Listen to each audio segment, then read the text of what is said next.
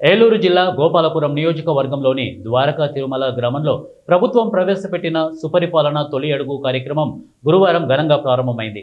ఈ కార్యక్రమానికి గ్రామీణాభివృద్ధి మరియు కమ్యూనికేషన్ శాఖ మంత్రి డాక్టర్ పెమ్మసాని చంద్రశేఖర్ ముఖ్య అతిథిగా హాజరయ్యారు. స్థానిక ఎమ్మెల్యే మద్దిపాటి వెంకటరాజు ఈ సందర్భంగా పాల్గొన్నారు.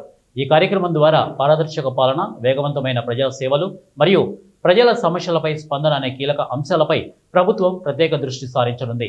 ప్రజల నుంచి ప్రత్యక్షంగా ఫీడ్బ్యాక్ తీసుకుని వారి అవసరాలకు అనుగుణంగా పాలనను రూపుదిద్దుకునేందుకు ఇది ఒక వేదికగా నిలవనుందని అధికారులు తెలిపారు.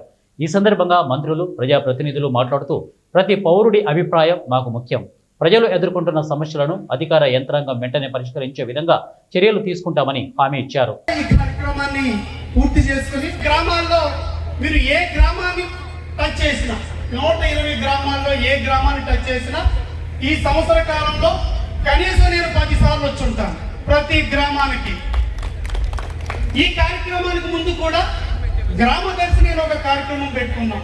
కేంద్ర మంత్రి వర్యులు పెమ్మసాని చంద్రశేఖర్ గారికి, అంటే పెమ్మసాని గారి పేరు సతీమణి గారు కూడా తెలుగుదేశం పార్టీ గెలుపు కోసం విశిష్ట కృషిని, అంటే ఓ పక్కన సామాజికవేత్త, గత హోంమంత్రిని 26,000 ఓట్ల మెజారిటీతో ఓడించి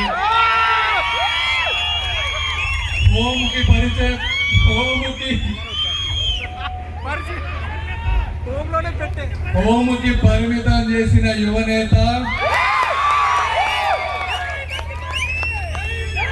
మద్దిపాటి వెంకటరాజు గారికి,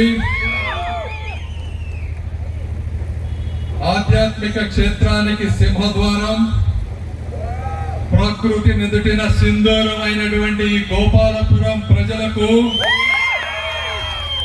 వేదికను అలంకరించినటువంటి తెలుగుదేశం, జనసేన, బీజేపీ నాయకులకు, కార్యకర్తలకు